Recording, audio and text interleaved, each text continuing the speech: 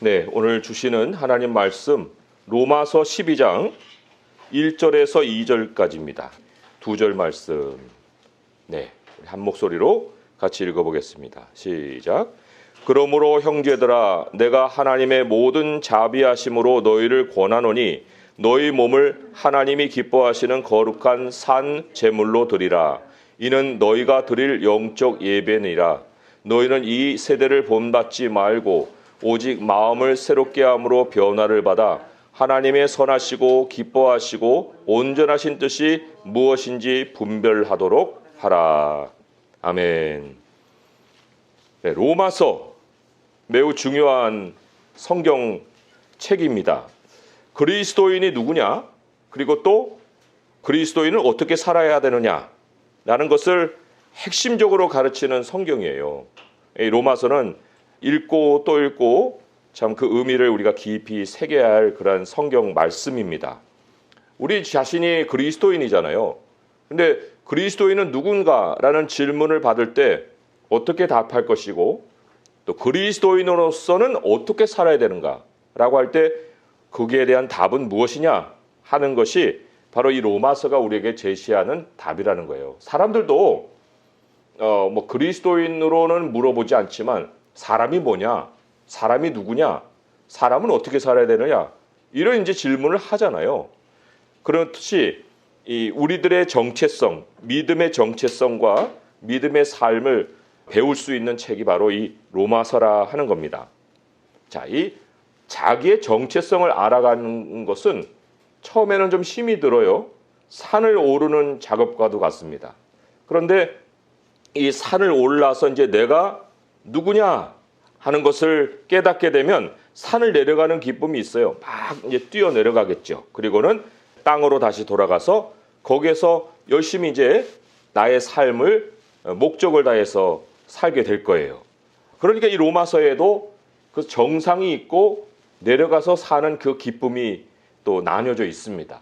자, 그러면 로마서에서 산 정상에 이르는 나는 누구냐? 그리스도인은 누구냐? 라는 답을 얻어가는 그 여러 가지 과정을 통해서 마지막 정상에서 발견한 내 자신의 신앙의 정체성을 말해주는 그 단서가 어디에 있는가 할 때 오늘 말씀 12장 1절의 시작이 그러므로예요. 그러므로.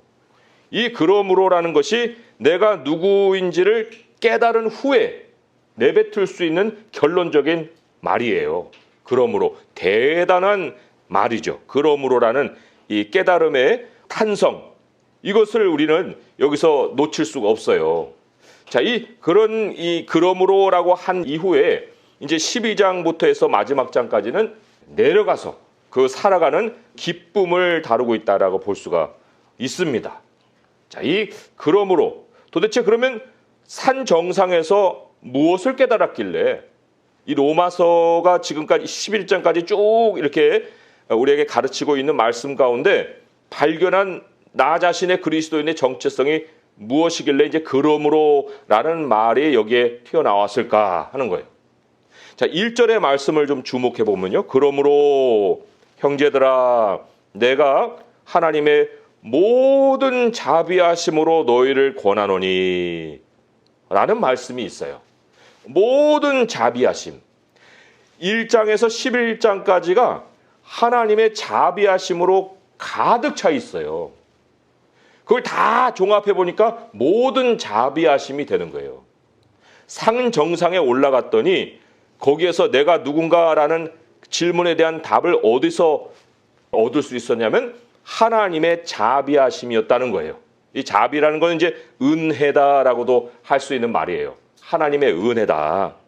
내가 나 된 것은 하나님의 은혜로 된 것이다 라고 사도 바울이 고백하잖아요. 그것은 신앙인으로서는 당연히 발견하는 자기 정체성이에요. 모든 사람은 이 정체성에 도달을 합니다. 고린도전서 15장 10절의 말씀에 그러나 내가 나 된 것은 하나님의 은혜로 된 것이니 내게 주신 그의 은혜가 헛되지 아니하여 내가 모든 사도보다 더 많이 수고하였으나 내가 한 것이 아니요 오직 나와 함께 하신 하나님의 은혜로라. 이 일로 성취해서 나를 만드는 게 아니고요. 하나님의 은혜로 이것도 하고 저것도 하고 했는데 마지막에 보니 나는 없고 하나님의 은혜만 있더라라는 고백이 바로 사도 바울의 자기 정체성 고백이에요.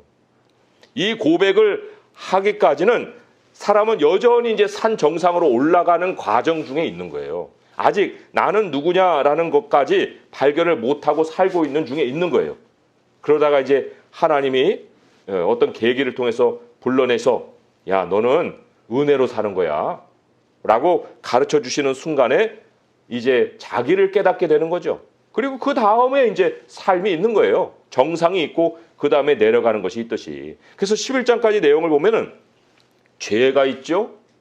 그 죄에 다 갇혀 있죠. 하나님이 거기에서 의를 나타내 보이셔서 우리를 의롭다 하시죠. 율법으로는 아무도 의를 이룰 수가 없는데 단지 하나님이 모든 걸 이루시고 믿음을 요구하실 때 믿음을 가지고 하나님 앞에 의롭다함을 얻는다라는 내용으로 가득 차 있어요. 이게 하나님의 모든 자비하심이에요. 그 산 정상에서 얻은 결론을 11장 마지막 2절에서 아주 일목요연하게 요약을 하고 있죠. 우리 11장 35절, 36절 같이 한번 읽어보겠습니다. 시작. 누가 주께 먼저 드려서 갚으심을 받겠느냐? 이는 만물이 주에게서 나오고 주로 말미암고 주에게로 돌아감이라. 그에게 영광이 세세 있을지어다. 아멘.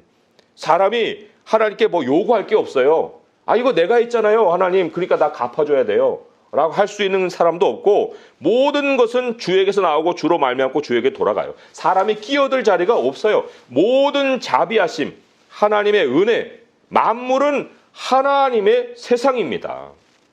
우리는 하나님의 자비의 산물이에요. 우리라는 나라는 존재는 내가 만든 것이 아니죠. 하나님이 나를 택하시고 하나님이 나를 부르시고 또 하나님이 나를 지금도 사랑해 주시고 의롭다 하시고 믿게 하시고 이게 다 하나님이 주어예요. 그러면 아니 왜 나를 하나님 왜 저를 그래요? 그 이유가 뭐예요? 내가 너에게 얘기해 줄 수 있는 이유는 하나님의 은혜다. 이성으로는 이유를 따질 수가 없어요. 9장으로 옮겨가 보시면은 9장 11절에 이런 말씀이 있거든요.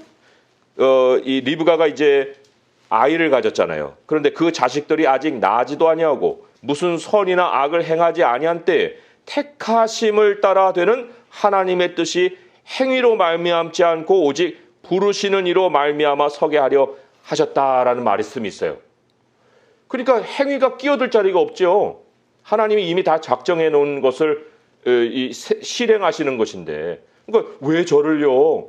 그럴 때 우리의 이성으로는 깨달을 수 없는 하나님의 섭리가 있다는 것을 이 말씀을 통해서 알려주시는 거예요. 이어서 14절부터 16절까지를 보시면은 그런즉 우리가 무슨 말을 하리요?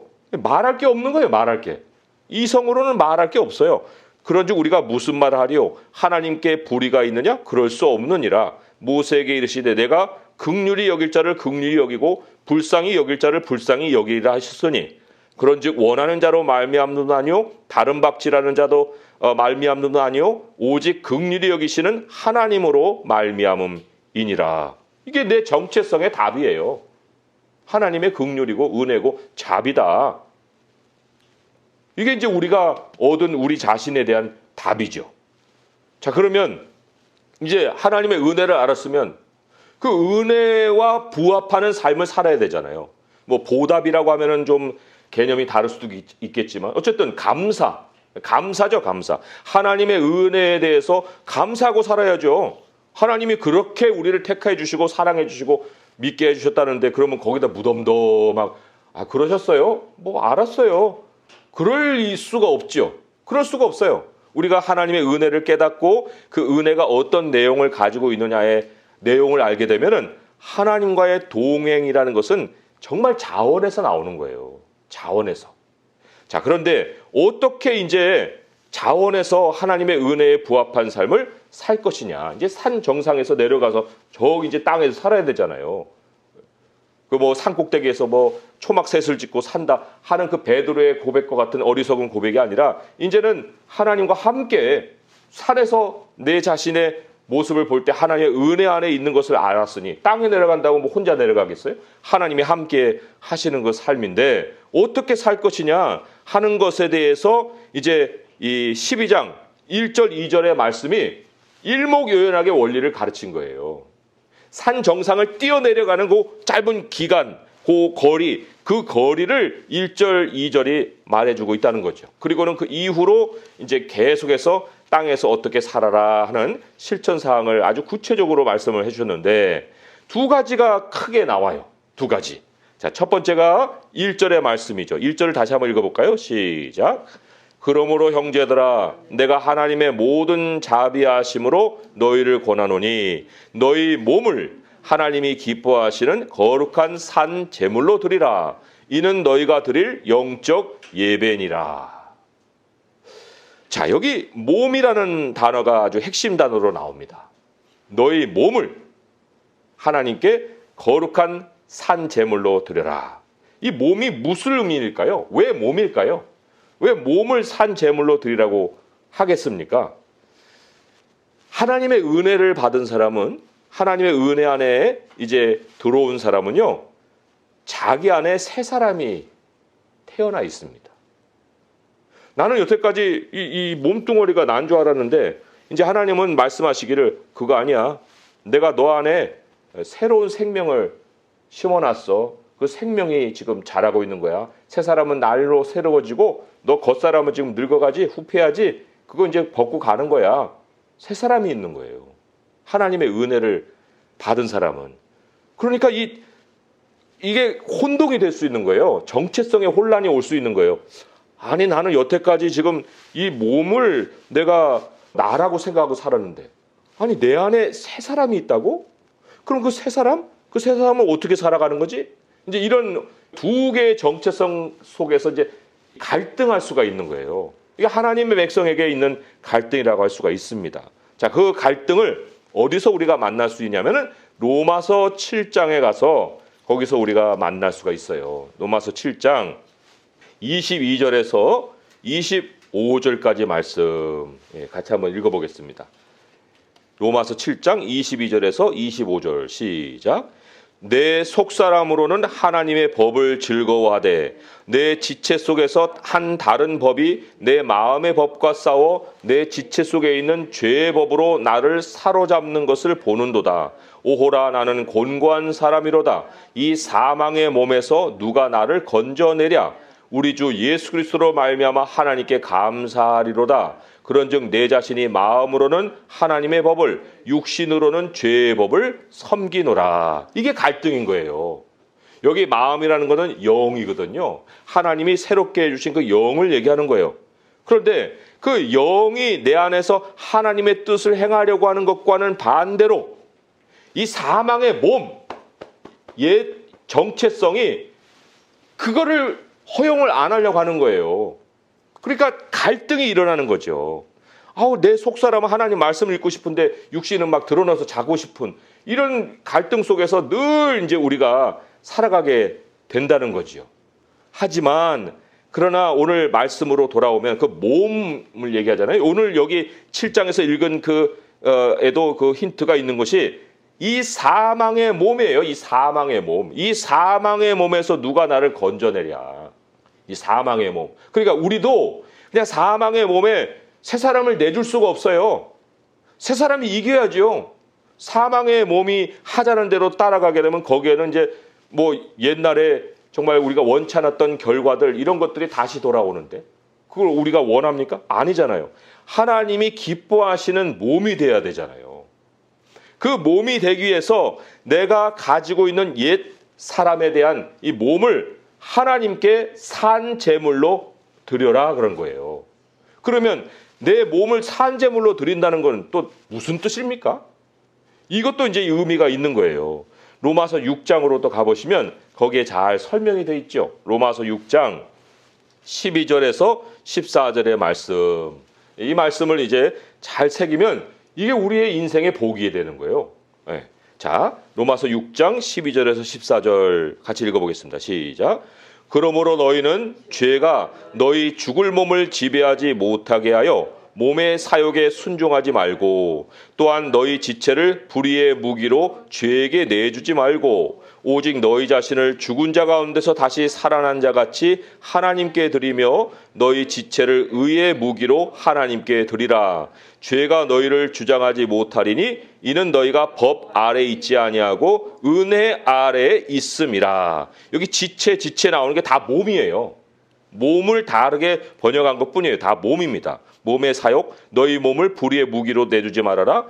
또 너희 몸을 의의 무기로 하나님께 드려라. 이런 얘기예요. 이 무기라는 말이 무시무시하죠.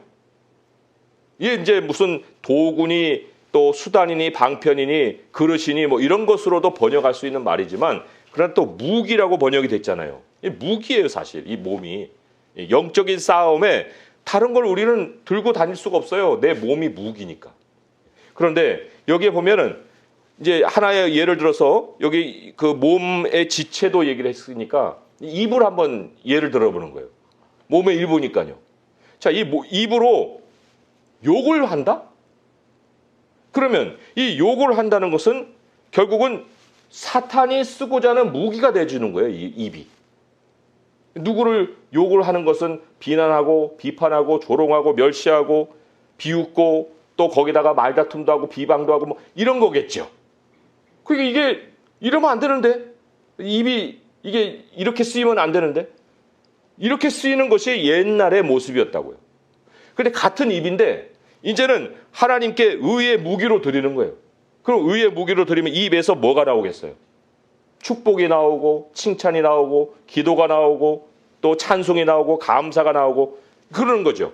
의의 무기라는 것은 의라는 건 하나님과 연결되는 거거든요. 불의는 하나님과 끊어지는 거예요. 끊어지는 것은 결국 세상의 도구가 되는 거고 입이 세상에게 도구가 되주도록 내주는 거고 의의 무기는 하나님과 연결되어서 쓰임을 받는 것을 얘기하는 거예요. 의의 무기가 될 때 하나님은 이 입을 통해서 자신을 사람들에게 나타내신다는 거예요. 의의 무기는 혼자서 사용할 수 있는 무기가 아니에요. 하나님과 항상 연결되는 것을 무기로 삼는 것이 의의 무기지요. 그러니까 내가 축복을 하면 하나님은 나의 축복이라는 말을 통해서 다른 사람들에게 하나님을 나타내시는 거예요. 이게 엄청난 사실입니다. 이 입이 의의 방편이라는 거예요.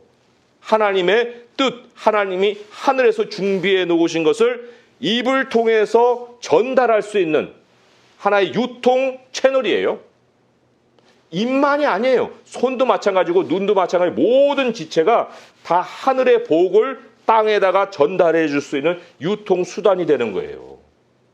우리는 뭐 산 제물로 뭐 너를 드려라 하니까 내 삶도 지금 다 못 살았는데 뭘 또 드려 산 제물로 그러면 나라는 사람은 없는 거야? 뭐 이런 식으로 이제 굉장히 희생적으로 생각하기가 쉽죠. 그렇지만 내 몸 자체를 하나님께 다 드려버리면 하나님의 능력과 하나님의 보배와 하나님의 그 풍성함, 하늘의 모든 복이 나를 통해서 간다니까요. 그럼 이게 희생이에요? 아니면 복이에요? 이런 복덩이가 어디 있습니까? 이런 복의 이 수단이 될 수 있는 방식이 어디 있겠어요? 의의 무기가 된다는 것은 결국은 가장 행복한 삶을 살 수 있는 거예요. 이걸 영적인 예배라고 했죠. 우리가 지금 몸으로는 지금 이 시간 한정된 시간에 예배를 드리고 있는 거예요. 그러나 우리들이 하나님께 이 모든 나의 지체가 하나님의 하늘의 복을 땅에다가 전달할 수 있는 유통수단으로 사용되기 위해서 내 자신을 드리면 24시간이 영적 예배가 되는 거예요. 하나님이 나를 기뻐 받으시고 나는 그 앞에서 쓰임받는 그 제물이 되는 거죠. 참 얼마나 이 하나님이 우리에게 기쁨의 삶을 주시고자 이 말씀을 하셨는가. 그러니까 이 우리 안에 정체성의 갈등을 빚는 그런 순간을 딱 맞이할 때 이거 이겨야겠구나. 이거 사단이 내가 하나님의 의의 무기가 되지 못하도록 지금 방해해 놓는 것이구나 하고 내 자신을 이제 하나님 앞에 쳐서 복종시킬 수 있는 그런 모습을 가져야 됩니다. 그럼 반드시 행복한 그런 순간을 하나님이 주신다는 거예요.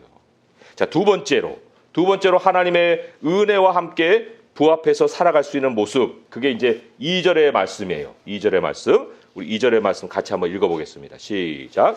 너희는 이 세대를 본받지 말고 오직 마음을 새롭게 함으로 변화를 받아 하나님의 선하시고 기뻐하시고 온전하신 뜻이 무엇인지 분별하도록 하라. 하나님의 뜻을 분별하라 이거예요. 자, 그러면 거기에 이제 전제되는 것이 있죠. 마음을 새롭게 하라 하는 말씀이 있어요. 오직 마음을 새롭게 하라.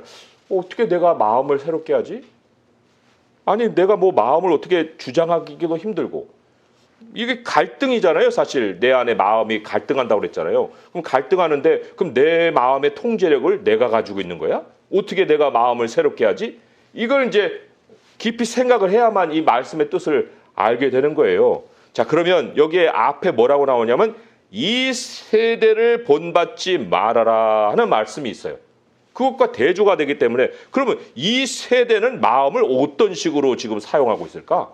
이게 궁금해지지 않습니까? 이 세대. 자, 이 세대 사람들에 대한 말씀 1장으로 한번 가보세요. 1장 28절의 말씀이에요. 1장 28절의 말씀. 예, 거기도 이제 마음에 대한 것과 연결된 말씀이 있죠. 1장 28절 말씀 같이 한번 또 읽어보겠습니다. 예, 시작.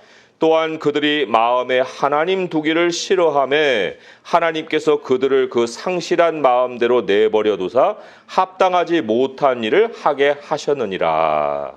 예, 마음에 하나님 두기를 싫어해요. 그게 이 세대예요. 그럼 이 세대를 본받지 마라 하는 것은 반대겠죠. 마음에 하나님 두기를 좋아해야 돼요.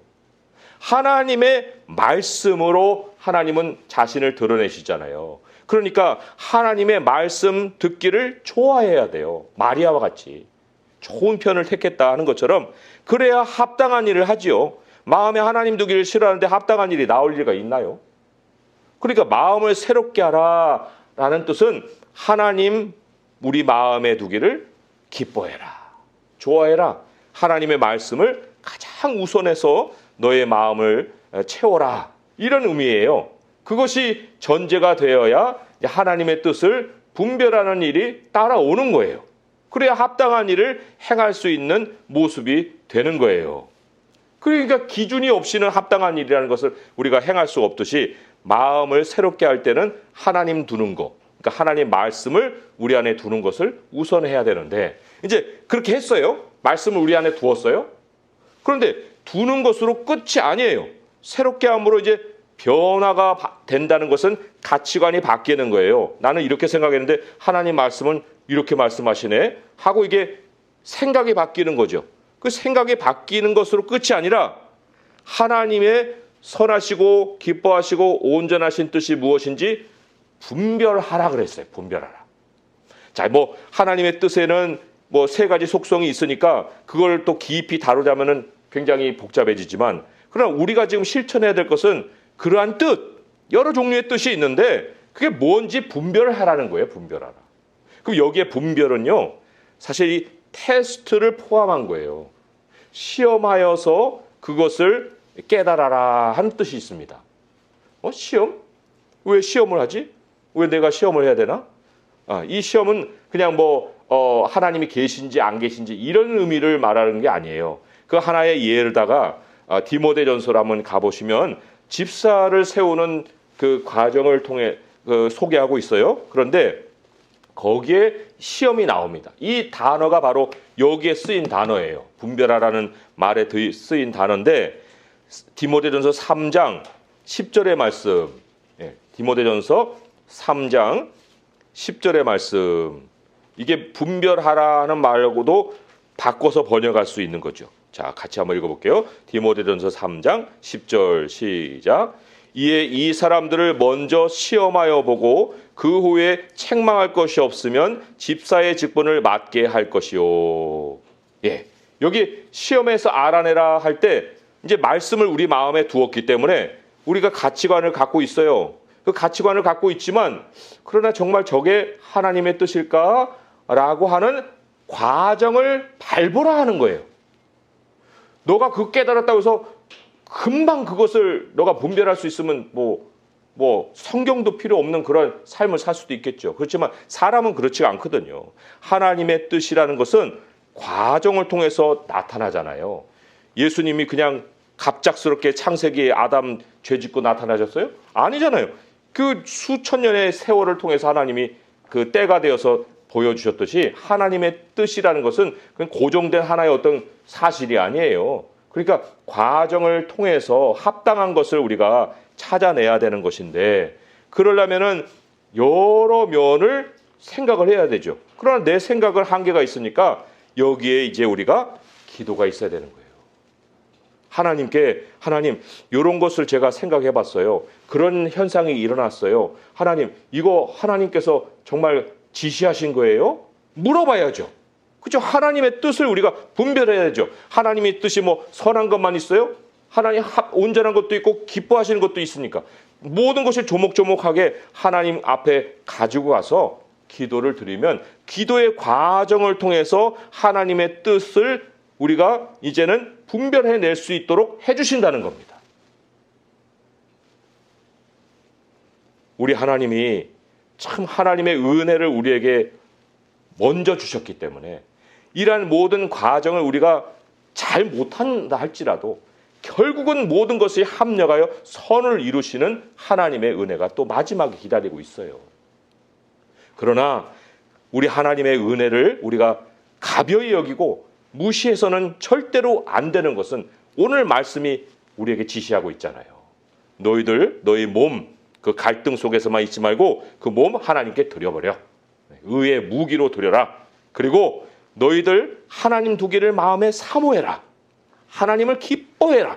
그리고 하나님을 기뻐하는 가운데 그 모든 과정 속에서 이것인지 저것인지를 물어라. 그럼 하나님이 분별하게 하여 주신다라고 말씀을 하십니다.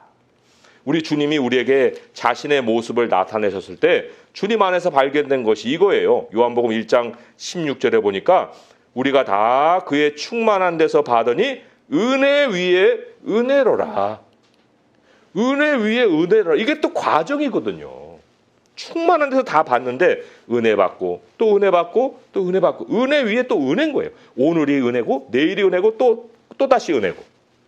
이것이 그리스도인들의 삶을 정말 생명력 있게 만들어주는 힘이에요. 오늘 말씀을 이제 맺으면서 기도할 텐데, 하나님의 은혜로 나는 시작되었구나. 나는 하나님의 은혜 안에 머무는 자이구나. 왜라고 할 것도 없고 하나님은 그것을 선포하셨구나.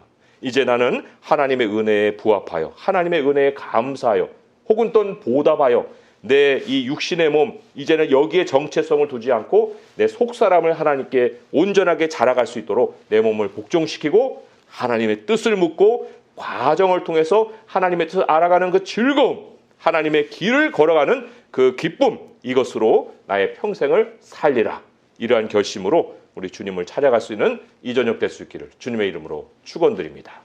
기도하겠습니다. 하나님 아버지 감사합니다. 우리가 장래일에 대해서 아무것도 알지 못하지만 하나님은 장래일을 알아갈 수 있는 명령도 해주셨습니다. 성령께서 우리 안에 계시기 때문에 우리가 성령을 의지하여 영을 쫓아 살아가면 하나님의 뜻이 무엇인지를 조목조목 하나님은 가르쳐 주십니다. 아버지여, 우리가 이제 누군지를 알았사오니 하나님의 은혜로 택함받고 긍휼함을 입은 자라고 우리는 알고 있사오니 이제 하나님 이 산에서 내려가서 땅에서 정말 하나님과 동행하며 주님이 즐거워하시는 기뻐하시는 그 산 제물로 살아갈 수 있게 하여 주시옵소서. 아버지 하나님의 뜻을 분별하여서 이제 많은 사람들에게도 하나님의 뜻을 가르치고 또 인도할 수 있는 삶의 모습까지도 가질 수 있게 하여 주시옵소서. 우리 주님이 풍성한 것을 다 우리에게 부어주시되 은혜 위에 은혜라 하셨사오니 언제라도 은혜를 벗어나는 일이 없게 하시고 우리들의 그 노력이나 능력이나 또한 우리의 모든 그 일한 것에 대한 마음을 두지 아니하고 우리의 성취에 마음을 두지 아니하고 오직 하나님의 은혜로 시작하고 은혜로 마칠 수 있는 우리들의 삶이 되게 하여 주옵소서. 우리 주 예수 그리스도의 이름으로 감사하며 기도합니다. 아멘.